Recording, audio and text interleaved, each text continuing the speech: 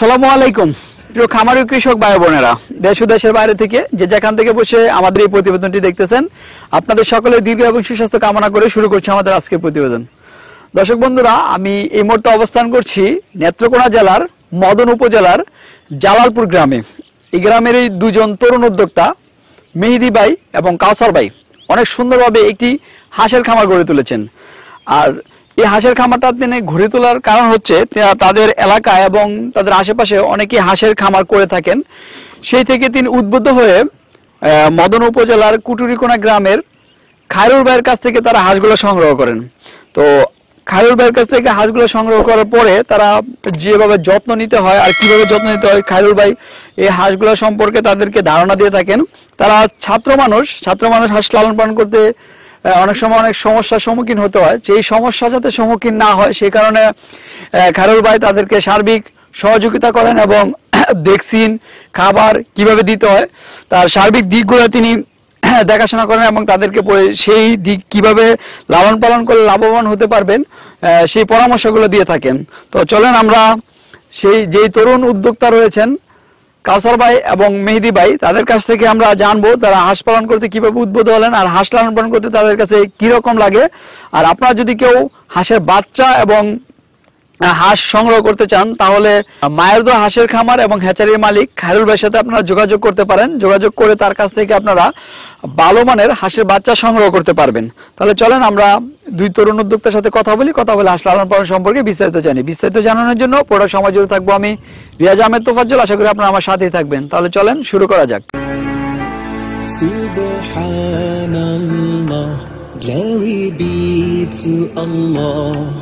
Subhanallah, glory be to Allah. Subhanallah, Subhanallah, Subhanallah, Subhanallah, Subhanallah, glory be to Allah. Subhanallah, glory be to Allah. Subhanallah, glory be to Allah. Subhanallah, Subhanallah, Subhanallah, Subhanallah, Subhanallah, glory be to Allah. আসসালামু আলাইকুম। ওয়ালাইকুম আসসালাম ভাই, কেমন আছেন ভাই? ভাই আলহামদুলিল্লাহ ভাই ভালো আছি ভাই। কি নাম আপনার? মেহেদী হাসান সাইম। মেহেদী হাসান সাইম। জি ভাই। কি করেন আপনি?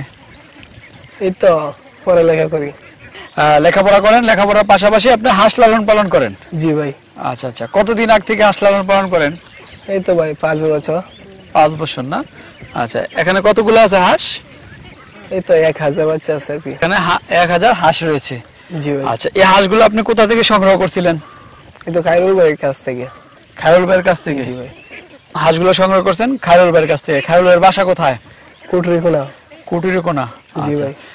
তো খায়রুল ভাই থেকে যে হাঁসগুলো সংগ্রহ করলেন, হাঁসগুলো উনি কি রকম দিছে? ভালো মানের হাঁসগুলো দিছে নাকি আপনার হাঁসের মধ্যে কোনো সমস্যা ছিল?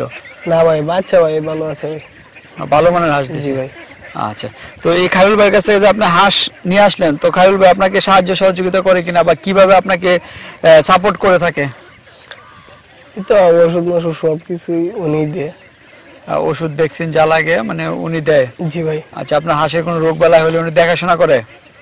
জি ভাই, ওনাকে বললে ওষুধ দেয়। উনি আপনাকে বলে দেয় যে কি কি করতে হবে নাকি? আচ্ছা আচ্ছা। তো মেহেদী ভাই, আপনি তো হাঁস লালন পালন করতেছেন 5-6 বছর ধরে। 5-6 বছর ধরে হাঁস লালন পালন করতেছেন, আপনার কাছে হাঁস লালন পালন করতে কি রকম লাগে? হাঁস লালন পালন করতে আমার কাছে ভালো লাগে। ভালো লাগে না? আচ্ছা, এই হাঁসকে আপনি একাই দেখাশোনা করেন নাকি আপনার সাথে আর কোনো লোক আছে? আমার সাথে আমার ছোট ভাই আছে। ছোট ভাই আছে না? ছোট ভাই দেখাশোনা করে। ওইদিকে?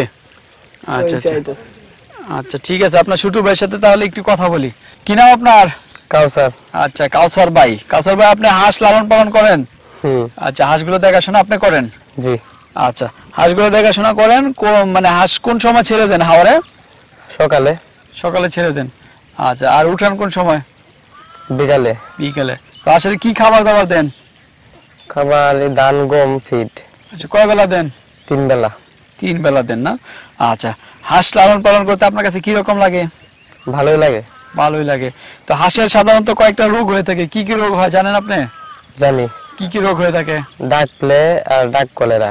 আচ্ছা, এই রোগটা যাতে না হয় এর জন্য আপনারা কি করেন? প্রথমত ভ্যাকসিন করি। আচ্ছা, ভ্যাকসিন করেন না? আচ্ছা, দুটাই ভ্যাকসিন করেন। তো ভ্যাকসিন গুলো আপনারা কয়দিন পর পর করেন?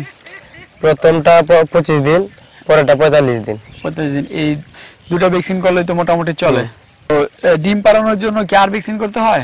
জি, 75 দিন আরেকটা করতে হয়। 75 দিন আরেকটা ভ্যাকসিন করতে হয় না? কাসর ভাই, আপনারা যে ভ্যাকসিন গুলো করে থাকেন, ভ্যাকসিন করার পরে কি তেমন রোগ বালাই দেখা দেয় হাঁসের? না, ভ্যাকসিন করার পরে কোনো রোগ বালাই দেখা দেয় না। ভ্যাকসিন করার পরে আর কোনো রোগ বালাই দেখা দেয় না? না। আচ্ছা আচ্ছা। ডিম কত দিন আসে হাঁসের? ডিম 5 মাস পর থেকে ডিম পাওয়া যায়। 5 মাস পর থেকে ডিম পাওয়া যায়। এভাবে যে হাঁস ছেড়ে লালন পালন করেন, কোনো সমস্যা হয় না? না, হাঁস তো পানিতেই রাখতে হয়।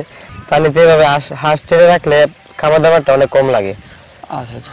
আপনাদের এটা তো হাওর অঞ্চল না? এখন তো বর্ষাকাল চলে আসতেছে।